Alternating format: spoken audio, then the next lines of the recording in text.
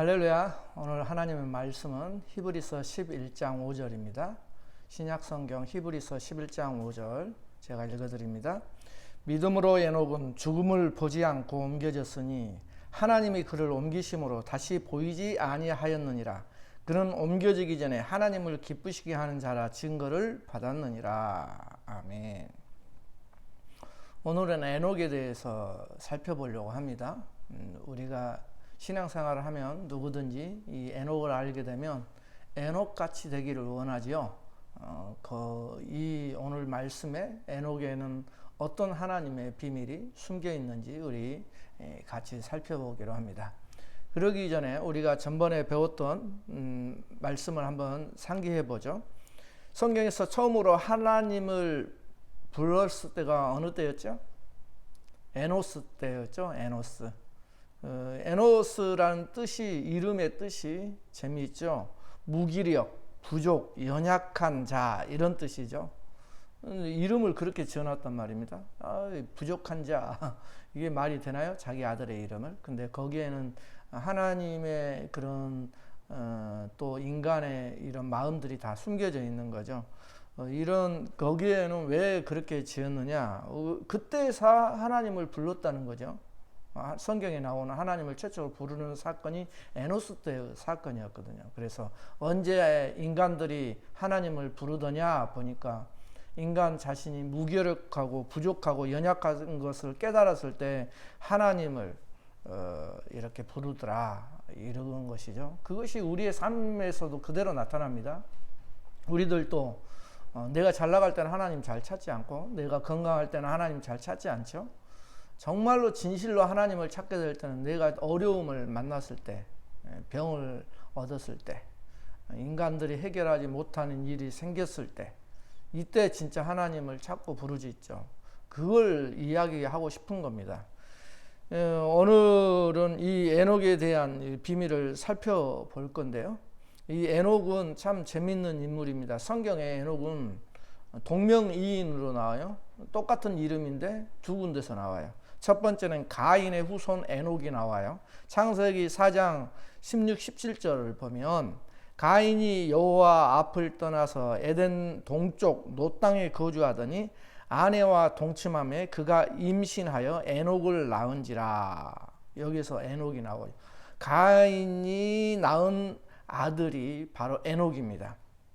그래서 이제 가인이 성을 쌓고 그의 아들의 이름으로 성을 이름하여 에녹이라 하니라. 이렇게 창세기 4장에 가인의 후손, 가인의 아들 에녹이 나오고요.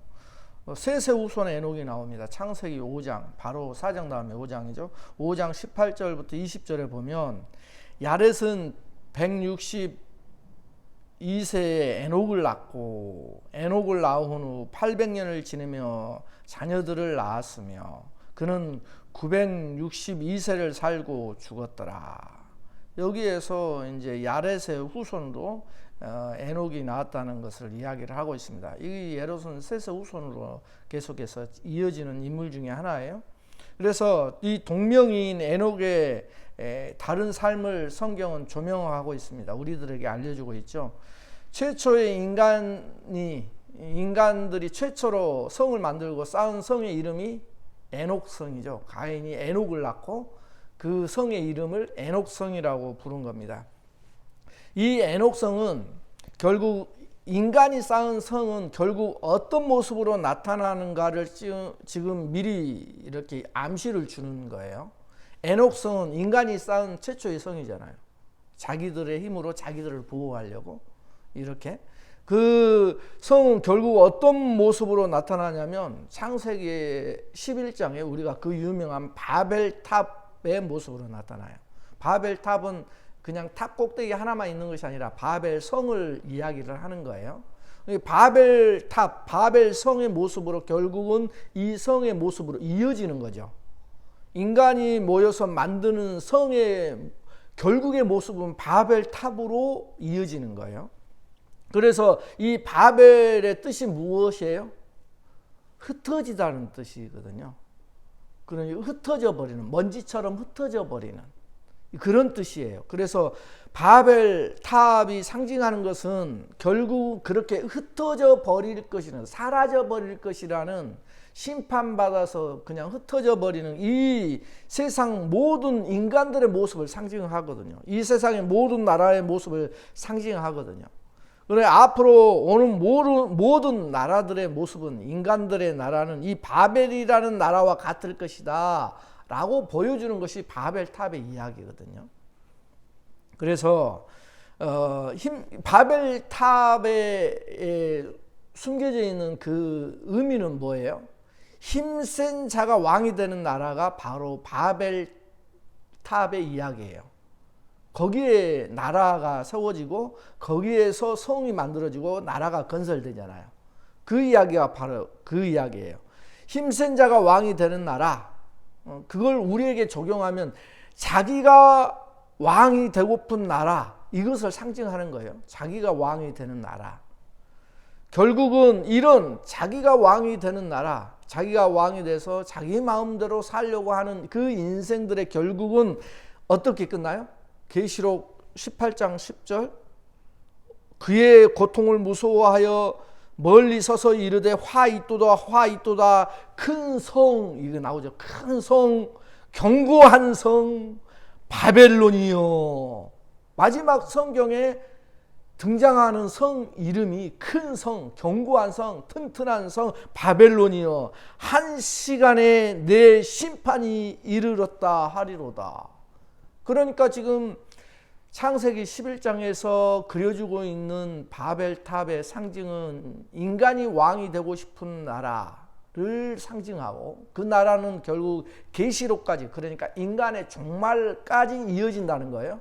마지막 인간들의 모습이 그런 모습으로 이어질 때 하나님의 심판이 창세기 11장 바벨탑 사건에서도 흩어버리는 하나님의 심판을 당한 것처럼 마지막 하나님의 심판도, 종말의 심판도 바벨 성처럼 이루어진다. 이걸 말씀하고 싶은 거예요. 그게 어디서 출발해요? 바벨탑의 모습도 가인의 후손에서 시작을 하는 거예요. 인간의 힘으로 살아가려고 하는 가인의 후손의 계통이 쌓는 그 성이 바로 최초의 성이 오늘 나온 에녹 성이에요. 거기서부터 이제 이 사건이, 성을 만드는 사건, 또 성을 만드는 사건은 이 세상 나라를 만드는 사건이 거기서부터 본격적으로 출발한다는 것이죠. 그걸 이야기를 하고 있습니다. 그래서 성경은 이렇게 보면 이상한 점이 되게 많아요. 성경은 뭐가 이상하냐? 자, 아담이 낳은 자녀가, 최초의 자녀가 누구예요? 가인과 아벨이죠. 그러면 가인이 장남이에요. 아벨이 차남이고. 그런데 창세기 4장 그걸 1절에 아담이 그의 아내 하와와 동침하며 하와가 임신하여 가인을 낳고, 성경에도 그렇게 이야기를 하고 있죠.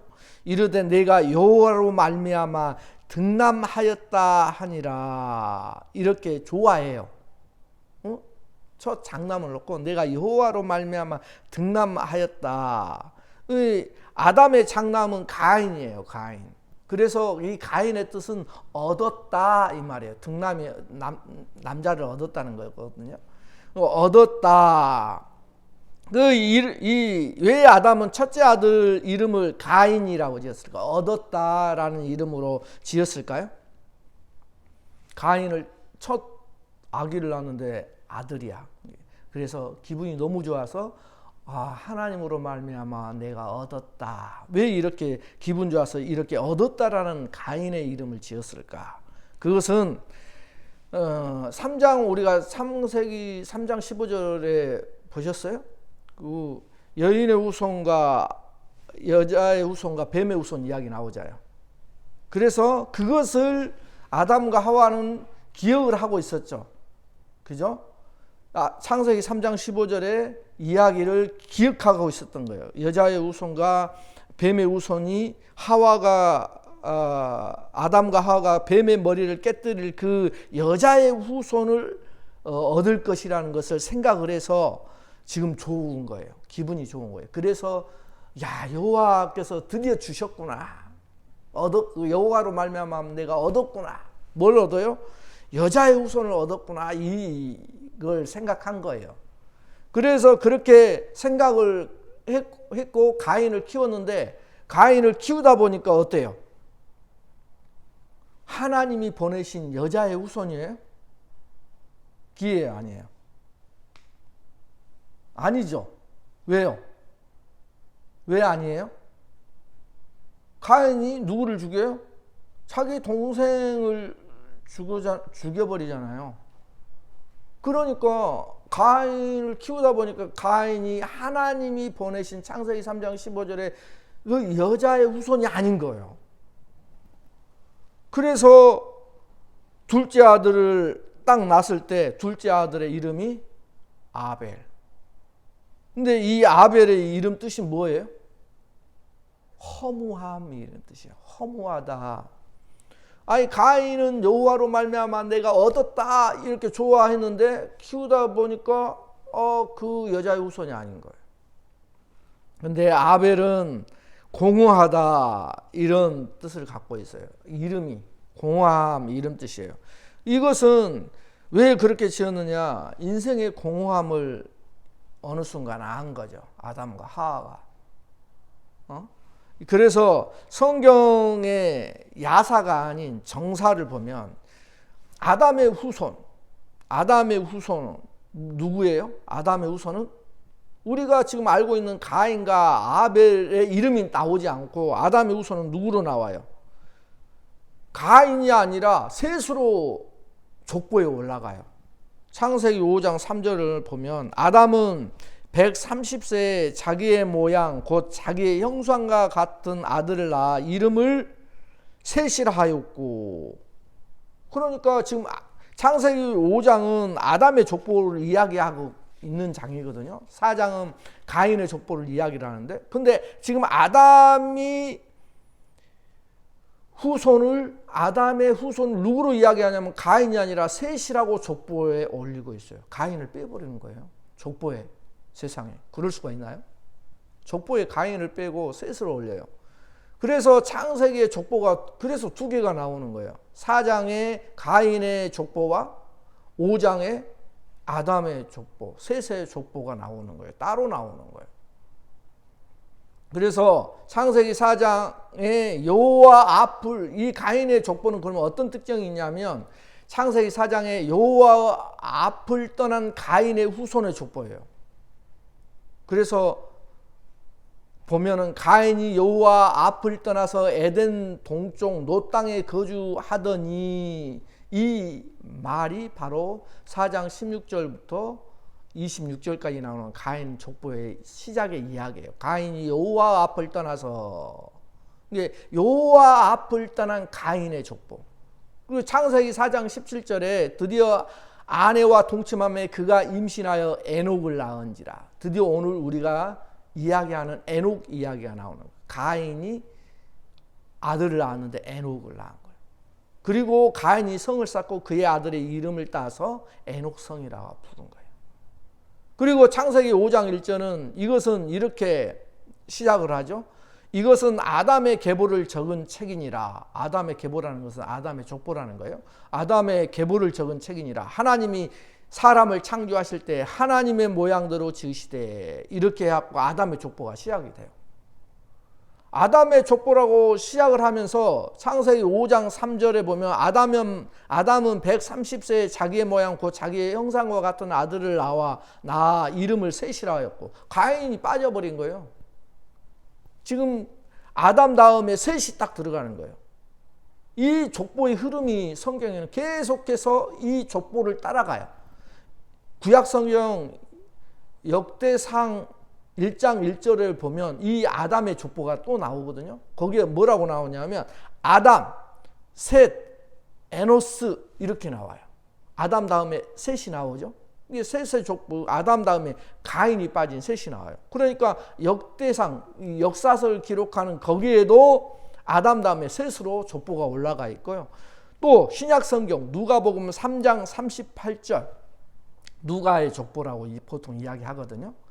신약 성경에는 마태 족보하고 누가 족보 두 개가 나오는데 누가 족보 3장 38절에 보면은 그 위는 에노스요. 그 위는 셋이요. 여기는 거꾸로 올라가는 거죠. 점점점 조상을 찾아서 올라가는 거예요. 그 위는 에노스요. 그 위는 셋이요. 셋 나왔죠. 그 위는 아담이요. 그 위는 하나님이시니라. 이렇게 족보를 거꾸로 해서 조상을 찾아가는 족보가 누가복음의 족보예요. 이것은 왜 누가복음은 왜 족보가 일반 족보는 처음 조상부터 흘러내려오는 거죠. 근데 왜 누가의 족보는 거꾸로 올라갈까? 그 신기하죠? 왜 거꾸로 올라갈까요? 그 조상이 누구냐에 초점을 두고 있는 거예요. 누가의 족보의 포인트는 일반 족보의 포인트는 그냥 조상부터 흘러내려온 것을 이제 혈통을 이렇게 흐름을 중요시하는데 누가는 조상이 누군가를 찾아가는 거예요. 우리의 조상이 누구냐? 그 자랑스러운 조상을 찾아가는 거예요. 근데 그 자랑스러운 조상의 마지막이 누구로 나타나요? 하나님으로 나타나요. 누가복음에서는. 그래서 하나님 형상의 계보를 말하고 싶은 거예요. 누가복음은. 우리는 누구냐? 예수 그리스도는 누구냐? 하나님 형상의 계보다. 이걸 강조하는 거예요. 재밌죠? 그래서 하나님의 은혜의 족보, 하나님 형상을 따른 하나님 은혜의 족보가 지금 이야기하는 셋의 족보예요. 그래서 아담, 셋 이렇게 흘러가는 거예요. 왜 아담은 장남 가인을 빼버리고 족보를 이렇게 기록을 했을까? 성경 기록자가 아담이 아니라 모세이겠죠. 모세는 왜 아담의 장남 가인을 빼버리고 족보를 이렇게 따로 나누어서 기록을 했을까요? 이 세상에서 전쟁이 많이 있죠. 이 세상 전쟁에서 가장 무서운 전쟁이 어떤 전쟁이에요? 생각 한번 해보세요. 가장 이 세상에서 무서운 전쟁은 실은 종교전쟁이에요. 종교전쟁. 종교전쟁처럼 무서운 것이 없습니다. 종교전쟁이 왜 무섭느냐? 이 세상에서 가장 오래된 전쟁이고요. 또 역사에 우리 인간 역사에 나타나는 종교전쟁 중에 십자가 전쟁이라고 있어요. 그 종교전쟁이 1096년부터 1254년까지 150년이 넘도록 이어진 전쟁이에요. 세상에 150년이 넘도록 전쟁을 치렀다는 거예요. 8차례 전쟁이 일어난 거거든요. 이 종교 십자가 전쟁이 158년에 걸쳐서 이 전쟁이 일어났어요. 그런데 이런 종교 전쟁은 싹쓸이 해버리는 거거든요. 아예 도말시키는 전쟁이에요. 그렇게 해서 무서운 거예요. 이 무서운 전쟁의 종교 전쟁의 기원이 뭔지 아세요? 어디서부터 출발한지 아세요? 이 종교 전쟁이 바로 우리가 아는 가인과 아벨의 제사에서부터 제사 전쟁에서부터 시작된 거예요. 이게 종교 전쟁의 시작이에요. 이 아벨과 가인과 아벨의 이 제사 종교 전쟁에서부터 이것이 시작돼서 지금도 그 전쟁이 이어지고 있죠. 중동에서는 지금도 이스라엘과 중동 국가 간에 지금도 긴장하고 있죠. 지금도 그쪽에서는 전쟁 화약고예요. 아담에게서 시작된 이 족보가 이렇게 왜 두 개로 나누어서 썼을까? 그것은 이 세상에는 이 두 족보처럼 두 족보의 흐름이 있다는 것을 말씀하고 싶은 거예요. 왜 그렇게 가인의 후손, 그 다음에 셋의 계열 이렇게 나눠가지고 썼냐면 이 세상에는 이 두 족보의 흐름이 있다는 거예요. 성경 속에는 그 두 족보의 흐름, 두 족보의 싸움이 계속되는 것을 말씀하고 싶은 거예요. 모세는 그걸 가르쳐 주고 싶은 거예요. 그래서 가인의 족보는 어떤 족보냐면 어떤 흐름이냐면 육신의 흐름, 자기가 왕이 되고 싶은 자들의 흐름이에요. 그래서 가인의 족보는 이 육신의 흐름이고 또 자기가 왕이 되고 싶은 이 흐름이기 때문에 이 세상 문화를 잘 발달시키는 사람들이 거기서 대부분 나와요. 가인의 후손에서 이 세상 문화를 발달시키는. 그래서 창세기 이 4장 16절부터 22절을 보면 각종 산업, 건축, 목축업, 공업, 일부 다처제, 예술 이런 원조가 되는 인물들이 전부 다 가인의 후손, 육신의 흐름을 따르는, 육신을 따라 살아가는 사람들 속에서 나와요. 그래, 왜 그러느냐? 힘센 자가 왕이 되는 것이 세상의 원리라고 했잖아요. 그러니까 무엇을 가지고 힘을 삼느냐, 그 힘을 삼는 것을 연구하다 보니까 이렇게 거기에서 이러한 원조들이 나오는 거죠. 그러한 조상들의 원조가 가인의 후손에게서 나오는 거죠. 그래서 가인 계열의 족보를 타고 이렇게 이 세상이 흐르는 것을 성경에서는 이야기를 해주고 있거든요. 가인, 그런 육신의 흐름, 자기가 왕이 되고 싶은, 그래서 연구하고 개발하고 했던 힘의 원천들을 찾아내는 이런 힘센 자가 왕이 되는 그런 흐름을 타고 어떻게 해요? 가인을 타고 뭐가 나와요? 성경에 보면 라멕이 나오죠. 라멕.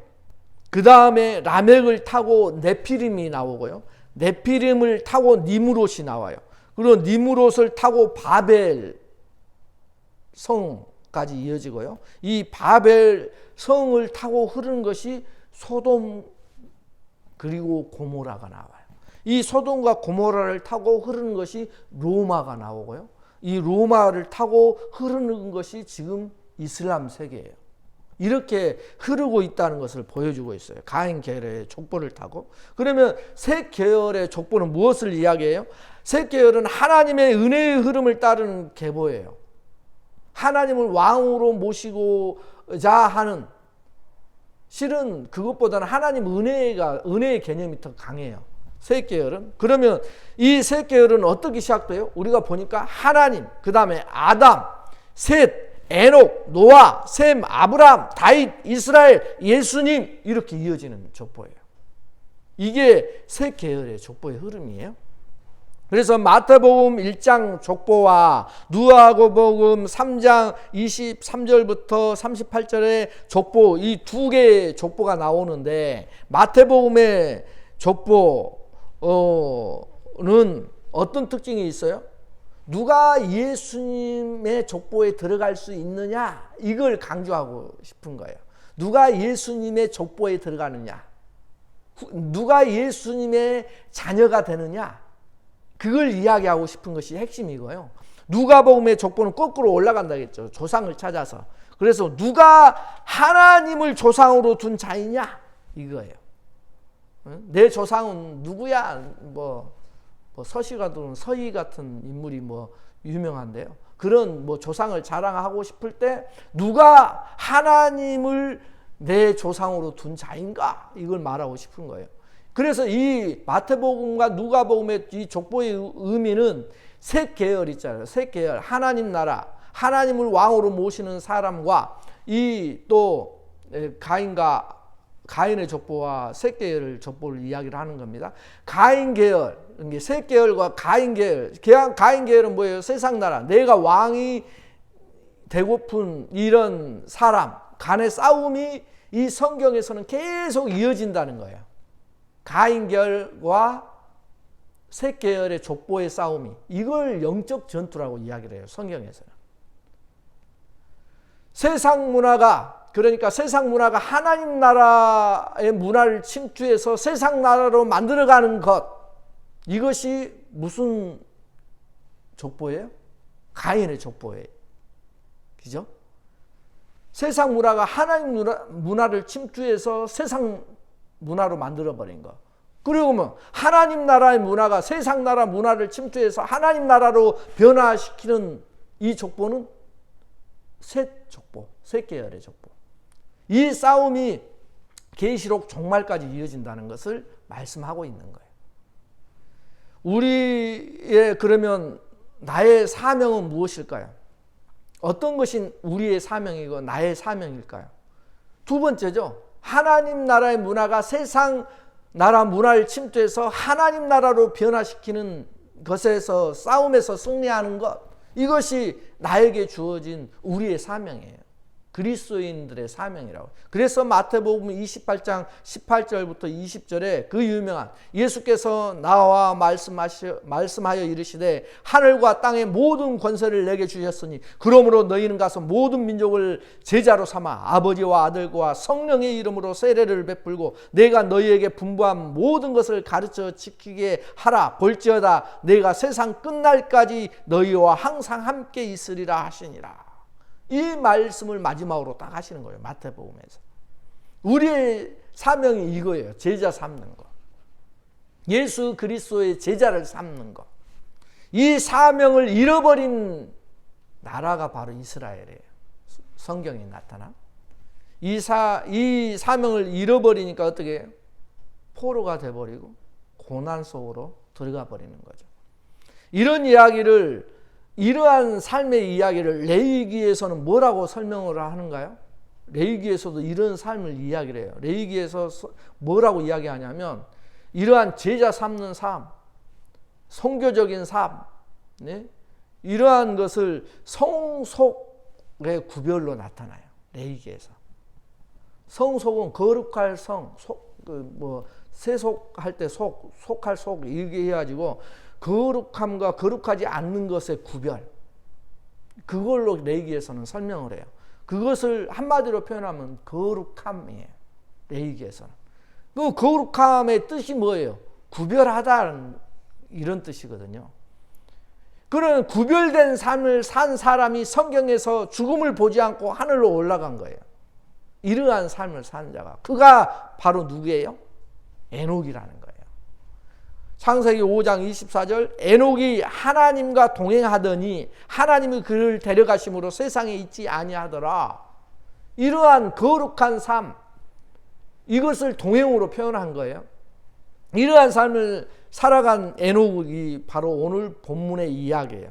에녹이 365살, 1년 365일이죠. 그러니까 1년 365일 동안 하나님과 동행하라는 의미를 담을 수도 있어요.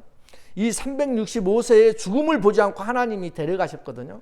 그런데 에녹은 몇 살 때부터 하나님과 동행했을까요? 1살 때부터? 태어나자마자 그럴 수 있나요? 그건 아니죠. 창세기 5장 21절부터 23절을 보면 에녹은 65세에 무두셀라를 낳았고 무두셀라를 낳은 후 300년을 하나님과 동행하며 자녀들을 낳았으며 그는 365세를 살았더라. 에녹이 하나님과 동행하더니 하나님이 그를 데려가심으로 세상에 있지 아니하였더라. 이렇게 말씀을 하는 것을 보니까 언제부터 하나님과 동행했다고 나와요? 여기 나오죠. 65세에 무두셀라를 낳고 난 다음에 300년을 하나님과 동행했대요. 그러니까 65세부터 하나님과 동행했다는 거예요. 그러면 그리고 300년을 동행했으니까 그러면 65세까지는 하나님과 동행을 하지 않았다고 우리가 생각할 수가 있죠. 65세까지는. 그럼 무엇이 계기가 돼가지고 어떤 계기가 일이 있어서 65살 때부터 하나님과 동행하게 되었을까? 이거예요. 그 이유는 바로 무두셀라예요. 무두셀라 때문이라는 것을 알 수가 있어요. 무두셀라를 낳은 300년을, 그러니까 이 무두셀라가 원인인 거예요. 이 무두셀라의 뜻은 이 말이에요. 무두, 이것은 죽음, 이 말이에요. 무두, 죽음. 셀라는 뭐예요? 심판을 보내다. 그러니까 이 무두셀라는 이 아이가 죽고 나면 하나님의 심판이 오고 끝이 오리라, 이 뜻이에요. 무두, 죽음, 셀라, 심판을 보낸다는 뜻이니까 이 아이가 죽으면 하나님의 심판이 온다는 뜻이에요. 하나님께서 가르쳐 주신 거죠. 하나님은 무두셀라를 통해 세상을 심판하실 것을 가르쳐 주신 거예요. 예고하신 거죠. 에녹은 이 하나님의 이 계시를 받고 그때부터 동행하기 시작한 거예요. 에녹은 무두셀라를 통해서 이 땅에 하나님의 심판이 있음을 깨닫게 되었고 이 땅과는 전혀 다른 또 다른 영원한 세상이 있다는 진리를 깨닫게 됩니다. 하나님과 동행하기 시작한 거예요. 그때부터. 이 세상에 올인하지 않았다는 것이죠. 그래서 히브리서 11장 16절에 뭐라고 이야기를 하냐면 믿음의 조상들을 이야기하면서 그들이 이제는 더 나은 본향을 사모하니, 그러니까 우리의 본래 고향이 있다는 거예요. 그러니까 이 세상이 고향이 아니라 이제는 더 나은 본향을 사모하니 곧 하늘에 있는 것이라. 그러니까 그 본향이 하늘에 있다는 거예요. 하나님이 계시는 하늘에 있는 것이라. 이러므로 하나님이 그들의 하나님이라 일컬음을 받으심을 부끄러워하지 아니하시고 그들을 위하여 한 성을 예비하셨느니라. 그 성이 예루살렘, 새 예루살렘. 그래서 여기에서 보면 에녹이 동행하다 했잖아요. 동행하더니, 하나님과 동행하더니, 이 동행하다 뜻이, 동행하다 이거 히브리어가 할라크예요. 근데 이 뜻이 무엇이냐면 산책하다, 이리저리 거닐다 이런 말이에요. 그러니까 이 말의 뜻은 하나님과 동행하는 삶은 무언가 대단한 것이 아니죠. 산책하고 이리저리 거닐다 이런 뜻이 뭐 대단한 거예요? 아니잖아요. 그냥 보통 우리가 일상을 하나님과 같이 살아가는 것, 이것이 동행하다는 의미예요. 죽는 순간 이 세상에서 나의 삶은 끝이 아니라 새로운 하나님 나라의 본향의 삶이 시작된다는 것을 잊지 말아야 돼요. 하나님과 동행하는 삶은 어떻게 그러면 가능한가? 에녹처럼 언젠가는 우리가 산 삶에 대해서 하나님의 심판이 있을 것이라는 우리가 보통 말하는 종말론적인 신앙, 이러한 하나님의 심판이 반드시 있을 것이라는 믿음이 우리에게 있을 때, 그것을 깨닫게 될 때 에녹처럼 하나님과 동행하는 삶이 시작이 되는 거예요. 그러므로 이 믿음이 우리에게 있을 때, 이러한 신앙이 나에게 있을 때, 하나님이 깨닫게 할 때, 그때부터 동행은 시작되는 거예요. 무드셀라가 성경의 인물 중에 가장 오래 살죠. 969살. 이렇게 무드셀라가 969살에 죽었을 때, 그때 이제 노아 홍수가 시작되거든요. 무드셀라가 딱 969살 딱 살고 죽은 그 해에 홍수 심판이 시작돼요. 성경의 인물 중 가장 오래 산 무드셀라는 실은 그 무드셀라 속에, 그 생명 속에 하나님의 깊은 마음이 숨겨져 있어요. 왜 그러냐? 하나님의 심판은 약속대로 하나님이 예고한 대로 무드셀라의 죽음으로 시작됐죠. 홍수 심판이. 그 말씀대로 이루어지는 거예요. 그래서 하나님은 한 사람이라도 더 회개하고 돌아오기를 기다리는 마음으로 성경에서 가장 오래 살게 하신 거예요. 무드셀라의 생명을 연장시켜 주신 거예요. 하나님이 그를 가장 오래 살게 하신 것은 왜요? 홍수 심판을 미루고 싶으신 하나님의 마음이 숨겨져 있어요. 그래서 이런 오래 참으신 하나님의 긍휼하심이, 그걸 깨닫고 하나님께 한 사람이라도 더 돌아오기를 바라는 하나님의 긍휼하심이 오늘 우리에게도 있다는 것을 잊지 마시기를 바랍니다. 우리를 향한 하나님의 이러한 마음을 깨닫는 영적인 지혜가 열리시기를 바랍니다. 우리도 하나님과 하루하루 동행하는 하나님의 귀한 자녀들이 이제부터 되시기를 예수 그리스도의 이름으로 간절히 축원드립니다. 기도하겠습니다.